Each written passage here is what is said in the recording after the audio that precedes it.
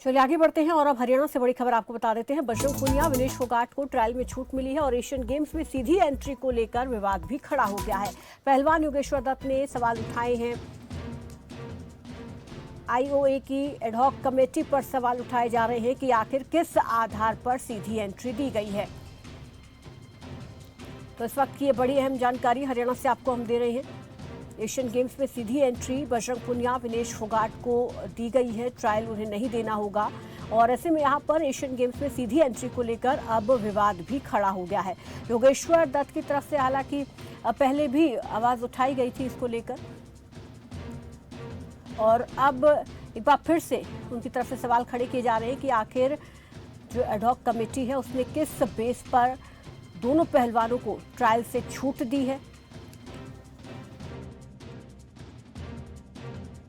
नमस्कार सभी देशवासियों को, मेरी आप सभी से एक विनती है। मेरा नाम अंतिम पंगाल है। मेरा अंडर-20 वर्ल्ड चैंपियनशिप में गोल्ड मेडल आया था और अभी जो 2023 में सीनियर एशियन चैंपियनशिप हुई तो वहाँ पे भी मेरा सिल्वर मेडल आया था।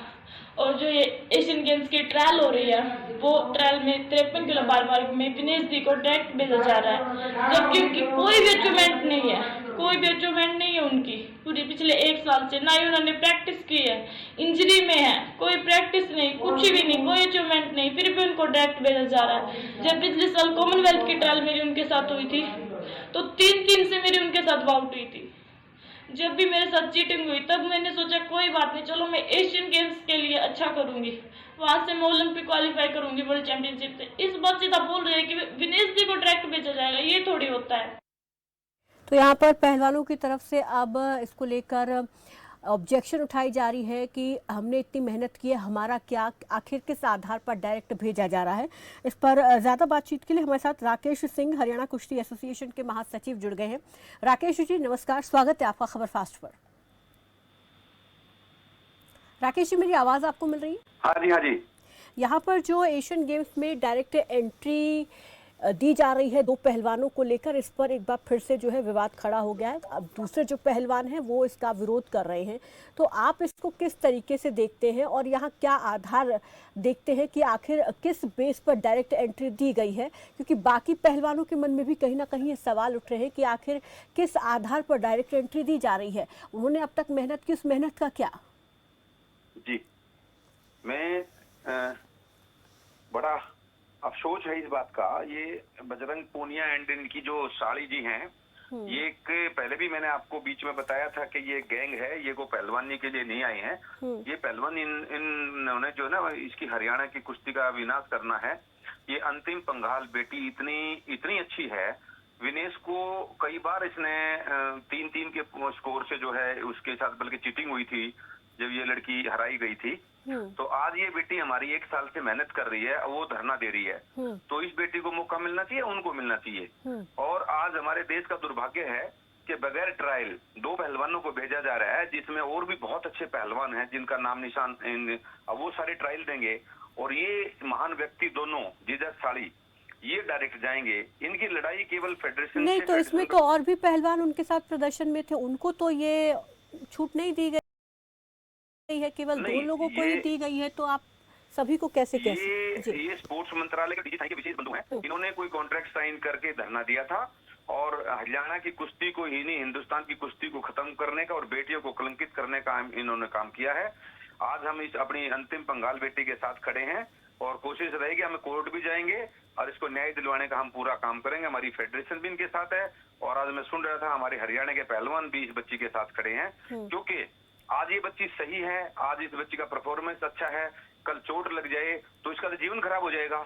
हमारा तो जो गेम है वो इतना खतरनाक, इसमें चोट कभी भी लग सकती है। आज उस बेटी को पीक पे अगर वो पहलवानी कर रही है तो उसके माँ बाप क्या बोलेंगे, समाज क्या बोलेगा, उस बेटी की आत्मा क्या गवाही देगी कि एक धरना जीवी। ठीक है, तो आप इस फैसले को गलत मानते हैं एक तरीके से, आप इसके पक्ष में नहीं है, ऐसा नहीं होना चाहिए। अंतिम पंघाल के साथ अन्याय है। ठीक है, ठीक है, आप बने रहिए हमारे साथ। यहाँ पर योगेश्वर दत्त भी जुड़ चुके हैं जो कि ओलंपिक विजेता भी हैं। और योगेश्वर जी नमस्कार, स्वागत है आपका खबर फास्ट पर। नमस्कार जी। सबसे पहले तो एक रिएक्शन, आप इस फैसले को किस तरीके से देखते हैं? हालांकि आपने पहले भी इस पर ऑब्जेक्शन उठाए थे, और अब जो दोबारा से कहा जा रहा है कि 2 पहलवानों के नाम यहाँ पर सामने आए जिन्हें डायरेक्ट एशियन गेम्स में भेजा जाएगा बिना ट्रायल के, तो कहीं ना कहीं बाकी जो पहलवान हैं वो अब इसका विरोध कर रहे हैं। अंतिम पंघाल की तरफ से भी वीडियो जारी करके सवाल उठाए गए हैं। आप किस तरीके से देखते हैं इस फैसले को कमेटी के? देखिए, सबसे बड़ी बात है जो एडो कमेटी ने जो निर्णय लिया है, ये बिना आधार, ये आधारहीन है। इसका कोई मतलब नहीं है कि कोई क्राइटेरिया ही नहीं है। पहले भी जब इन्होंने बोला था कि भाई हम बस 6 पहलवानों की फाइनल ट्रायल लेंगे जो धरने में बैठे थे, तो मैंने बोला था कि आपका आधार क्या है, ये जो आपने ये फैसला लिया है, अगर आपको बेस्ट जो मेरिट के आधार पे देखना था, मेरिट के आधार पे और भी पहलवान हैं तो अब उनको आप अगर रखना है तो जो दीजिए तो उनको दीजिए। ऐसे यहाँ भी जो 2 वेट कैटेगरी के पहले ही सिलेक्शन कर चुके हैं और बोले कि ट्रायल फिर भी होगी, फिर उसका औचित्य नहीं रहता। एक तो क्योंकि मेरे को लगता है कि अगर यही फैसला ऐसे रखती है ये जो एडो कमेटी है, तो 50-65 ये पहलवानों का कोई ट्रायल देने कोई मतलब नहीं बनता। उसके अलग की इसमें चीफ कोर्ट भी की राय नहीं ली गई। इसमें कमेटी में 3 नाम और है, गोविंद जी, धर्मेंद्र पहलवान जी और एक अलका तोमर, उनकी राय नहीं ली गई, वो इसके खिलाफ थे।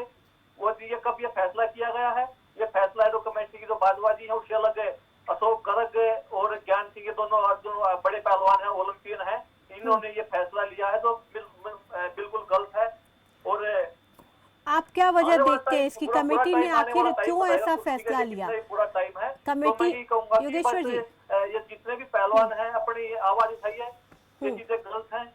एडो कमेटी के पास ही वो पावर है भी नहीं कि वो ऐसे वो फैसले लेगी, क्योंकि फेडरेशन नहीं है ये, और फेडरेशन के भी अपने मापदंड होते हैं, अपना उनका क्राइटेरिया पहले ही बढ़ता है, उसमें पूरी कमेटी बैठती है, सबकी राय ली जाती है। और इसमें फिटनेस टेस्ट क्या लिया गया, किसका, और सबसे बड़ी बात यह कि 2 पहलवानों के नाम भी क्लियर देखिए कि इन्होंने किसका सिलेक्शन किया है। मतलब लोगों को कंफ्यूज करने वाली स्थिति में ये लेके आए हैं कि भाई 2 वेट में हम सिलेक्शन कर चुके हैं, अब किसका कर चुके हैं ये नहीं पता। इसमें सिलेक्शन आपका है, मेरा है, किसी और का, या कोई और है, या कोई पहलवान ही ना हो। तो योगेश्वर जी, अभी जब नाम ही क्लियर नहीं है तो फिर ये विवाद क्यों उपज रहा है, ये ऑब्जेक्शन क्यों उठ रही है? क्योंकि अभी तो कुछ आप खुद कह रहे हैं कि नाम ही क्लियर नहीं है, केवल सस्पेंस रखा है कि 2 लोगों का किया गया है, तो उससे पहले इस तरीके से ऑब्जेक्शन करना फिर सही है?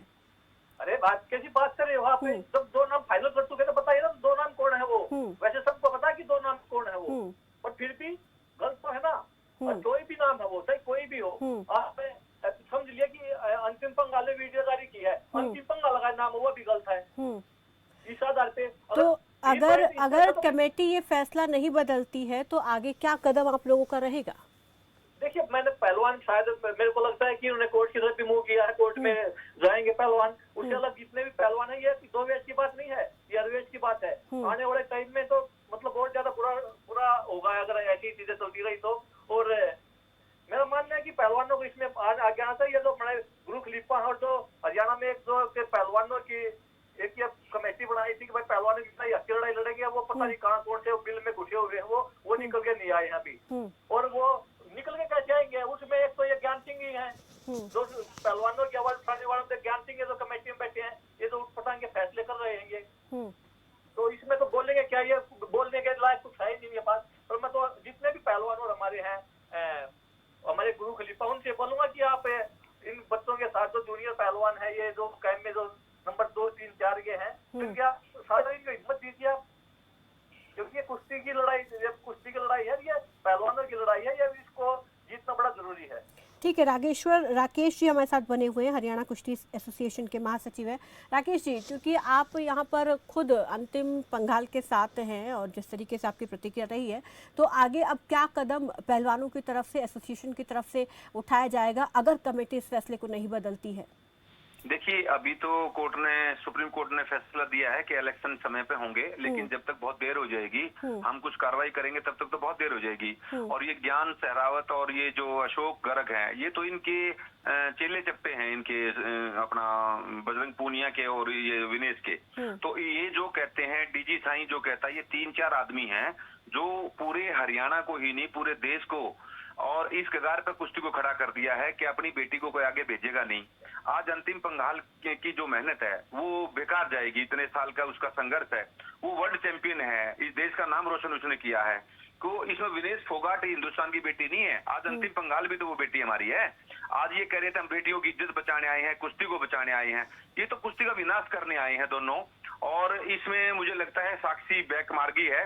ये दोनों जीजा साली का जो इतना बड़ा एक ड्रामा, इन्होंने जो हिंदुस्तान के जाटों को बदनाम किया और कुश्ती को बदनाम किया और ऐसा कलंकित कर दिया, आज हमारी बेटी के साथ फिर ये अन्याय करने का काम कर रहे हैं। ये मनचाही पोस्टिंग ले रहे हैं, मनचाहे अपनी गर्ज में किसी भी पहलवान का ट्रांसफर करा देते हैं रेलवे से। तो हमारे देश का बहुत बड़ा दुर्भाग्य है। अगर ऐसे ही ये देश चलेगा तो कुश्ती एक दिन हमारी खत्म हो जाएगी। ये कुश्ती को खत्म करने का काला दिन होगा। ठीक है, बहुत बहुत शुक्रिया राकेश जी हमारे साथ जुड़ने के लिए। बहुत बहुत शुक्रिया योगेश्वर दत्त जी हमारे साथ जुड़ने के लिए, हमसे बातचीत करने के लिए। तो कहीं ना कहीं इस फैसले के बाद जो है पहलवानों में आपसी फूट पड़ती हुई दिखाई दे रही है। और यहाँ पर कुछ पहलवान ऐसे हैं जो बाकी पहलवानों के समर्थन में कि आखिर ये फैसला किस आधार पर लिया गया है, बाकी पहलवान जो इतने लंबे समय से मेहनत कर रहे हैं आखिर उनका क्या होगा।